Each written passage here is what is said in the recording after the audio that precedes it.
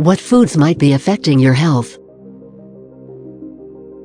If you have one of the following conditions: thyroid problems, arthritis, brain fog, fatigue, gut issues, infertility, fibroids, endometriosis, or breast cancer, autoimmune issues, you should consider taking the FIT test.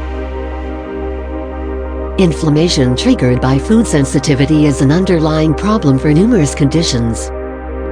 By testing for food sensitivity, an elimination diet can be designed and implemented to lower inflammation and achieve significant improvement in symptoms.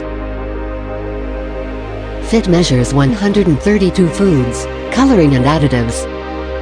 The FIT test employs unique methods that detect both IgG antibody and immune complexes together, which makes it the most sensitive test on the market.